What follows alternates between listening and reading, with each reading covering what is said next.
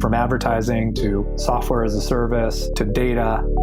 Across all of our programs and clients, we've seen a 55 to 65% open rate. Getting brands authentically integrated into content performs better than TV advertising. Typical lifespan of an article is about 24 to 36 hours. If we're reaching out to the right person with the right message and a clear call to action, then it's just a matter of timing. Welcome to the MarTech Podcast, and I Hear Everything production. In this podcast, you'll hear the stories of world-class marketers that use technology to drive business results and achieve career success. We'll unearth the real-world experiences of some of the brightest minds in the marketing and technology space so you can learn the tools, tips, and tricks they've learned along the way. Now here's the host of the MarTech Podcast, Benjamin Shapiro. Welcome to the MarTech Podcast. I'm your host, Benjamin Shapiro, and today we're going to discuss how you can generate more leads with inbound marketing. Joining us is Arti Sharma, who is the founder of Measure Marketing Results, Inc., which is dedicated to developing concrete, quantifiable internet marketing solutions for businesses of all types and sizes. Yesterday, Arti and I talked about inbound marketing and the approach to lead gen, and today we're going to continue the conversation talking about the future of content marketing. All right, here's the second part of my conversation with Arti Sharma, the founder of Measure Marketing.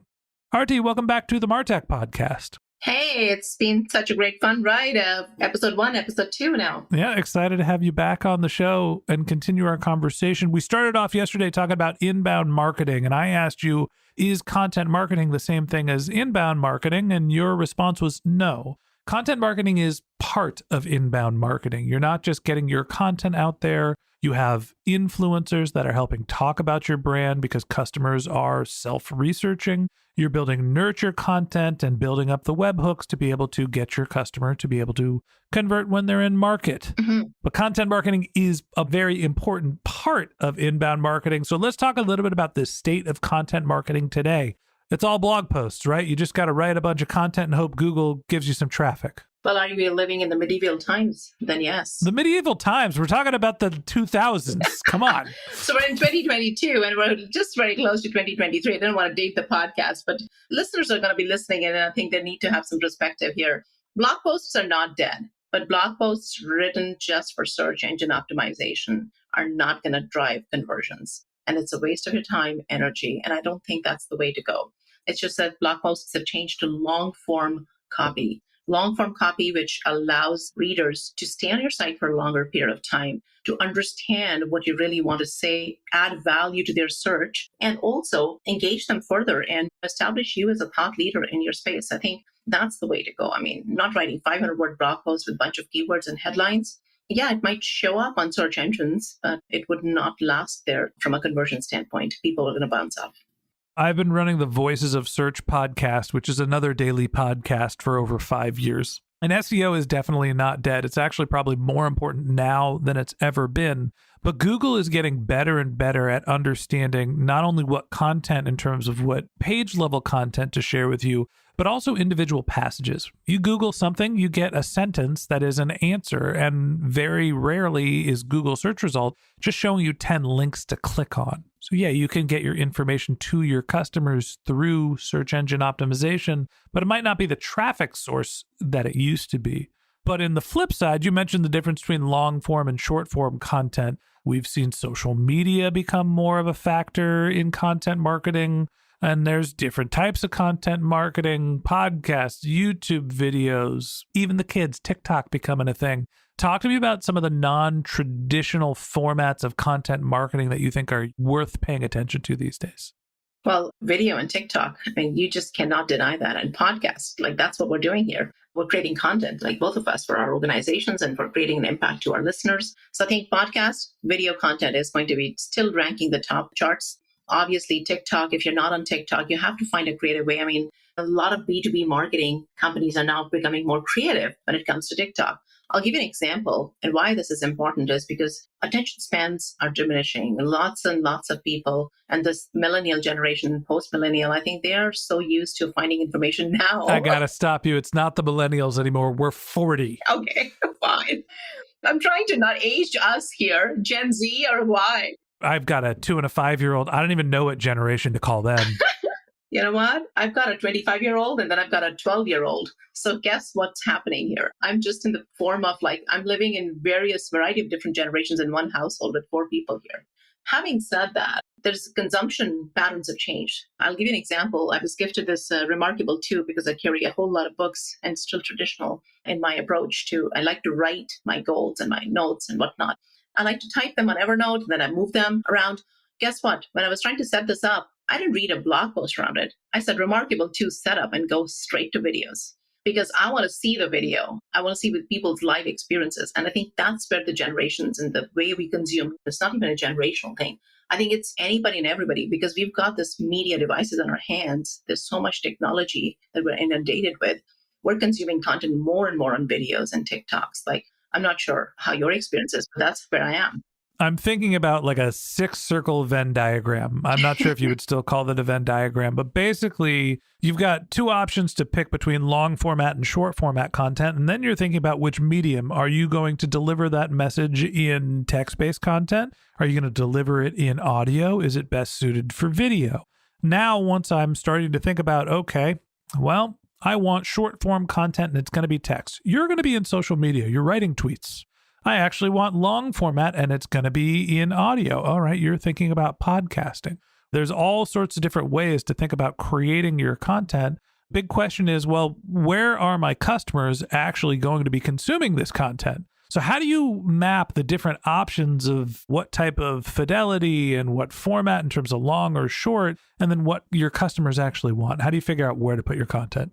I'll go back to the ICP. You need your customer profile. You need to know their buyer's journey. But at the same time, you need a complete content strategy map. And we call it content planning. And the content strategy map essentially is an exercise where we say, okay, what is the pillar content that we will be producing? And how could we take that piece of content and repurpose it into a variety of different content pieces? So repurposing of content is a big one that I think our listeners should be taking away because that's an area that not many companies are still utilizing it. You could take your long form content and then turn that into multiple tweets. You could turn that into multiple audiograms. And this podcast could be turned into a variety of like video shorts or TikToks and whatnot on Instagram stories. And then how do we decide that is purely based on where the customer is, where their end consumer is, and how do they consume content, right? And that's a complete strategic thinking, and you got to map it out. I personally think the Venn diagram example is great. You got to figure out your content strategy, which includes your channels, your content topics, and of course, your syndication plan. And then towards the end of it, you got to say, how do we measure the content? Because content measurement is one of the missing pieces. People post a whole lot of blogs, going back to the blog example. But how many companies measure the impact of the blogs and then say, okay, these are some of the top performing blogs that we've got, and how do we go back and utilize them year over year or keep them as our pillar content and keep adding to that blog? So has anybody utilized and said, these are the top performing blogs, and now we need to add more content to this blog to make it more meatier, more noteworthy, and more engaging so that we can have repeat customers coming to it? So talk to me about the future of content marketing analytics then. If we have all sorts of different formats and factors, different KPIs across the channel, how should a brand start to think about what content is working so they know how to double down? That's exactly doubling down on your top performing content is that you should be looking at. But the overall content analytics toolkit, there's a lot of tools available today. And in terms of how do you measure the audience engagement for that content piece? So you need to have certain KPIs where you would say, content analytics is one of the integral piece of my overall content production. So everybody on the team has to get on the same page with that. And the content analytics should include certain actionable audience journey mapping to say which content pieces are performing at which stage of my buyer's journey. And then a sustainable growth plan for content that is producing the most impact. And the outcome could be engagement stage, or it could be in conversion stage, or it could be a delight stage.